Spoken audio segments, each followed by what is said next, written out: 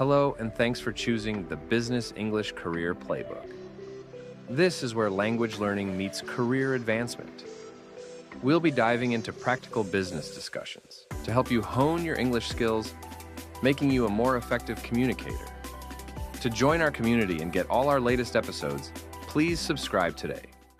Welcome back to the pod. Today, we're diving into something that has become a staple for almost every organization: managing remote teams. Hi, everyone. And yeah, it's a fast-paced digital landscape out there. Sam, I know you've been looking into some best practices for your new group. That's right. One thing all of us have come to realize is that the flexibility of remote work is great, but it also brings unique challenges for keeping people motivated and leading effectively. It really does.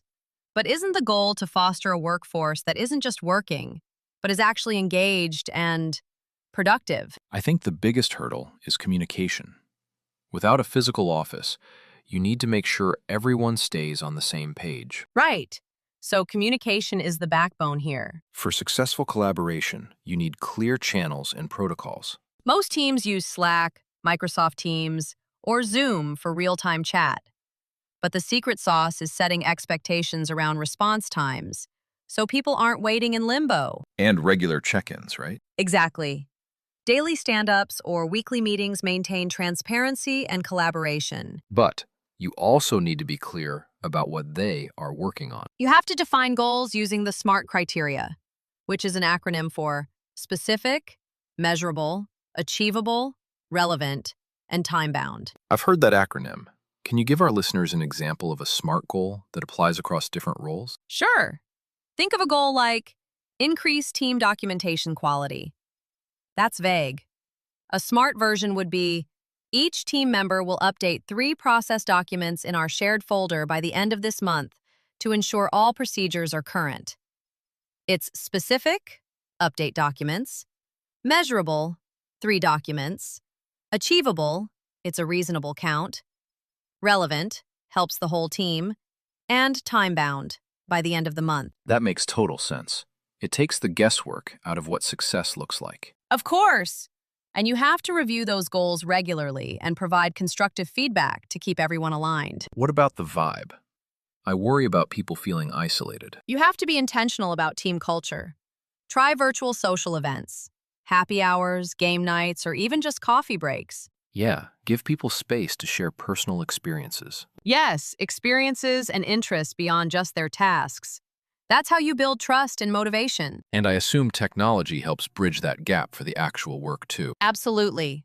Platforms like Asana, Trello, or Monday.com are crucial for tracking progress collaboratively. It gives visibility into workloads, so nothing falls through the cracks. And it keeps everyone accountable. We actually use Microsoft 365 for that. Oh, you do? How does that work for you? It's been a lifesaver, you know. I know, right? It combines so many tools in one place.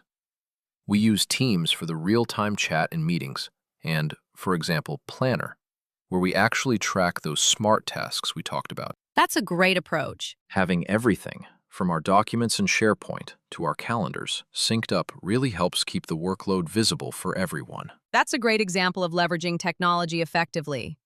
When your tools talk to each other, it's much harder for things to fall through the cracks. SharePoint, for example. It's a powerhouse for remote teams.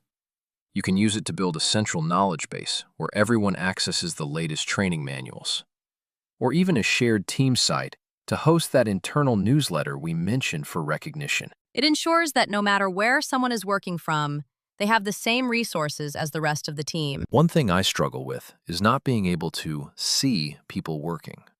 That's a common trap. You have to emphasize results over hours worked. Trust your team to manage their own time. That flexibility actually increases job satisfaction and motivation. So, focus on the deliverables, not the clock. Right. And while they are delivering, keep an eye on their growth. Offer workshops, training, or online courses that align with their career goals. Investing in their development is key for retention. I suppose a good job goes a long way in a remote setting too. Huge! You need to recognize and celebrate achievements to boost morale. Whether it's a shout-out in a meeting or an internal newsletter. Celebrating milestones is a big one. It fosters that sense of belonging. I've noticed some of my team members seem to never log off. That's the burnout risk. Remote work blurs the lines between home and work. As a leader, you have to promote a healthy work-life balance. Exactly. You need to encourage them to set boundaries, take breaks, and disconnect. You might even offer mental health days to show you value their well-being. I want them to feel like they can come to me if it gets too much. Then you have to be approachable. Have an open-door policy and engage in informal chats to build rapport and trust. Most importantly, keep evolving. Use surveys or suggestion boxes to seek feedback from the team on how things are going. Implementing their ideas shows you value their input. It sounds like it's less about managing tasks and more about nurturing relationships. Spot on. If you prioritize communication, trust, and support, your team won't just survive, they'll flourish. Thanks, Alex. This gives me a great roadmap to start with. We're out of time for this episode of the Business English Career Playbook. Thanks so much for spending this time with me and for working on your business English. To make sure you get all our future insights, remember to subscribe. It's the best way to keep learning. Thanks for tuning in,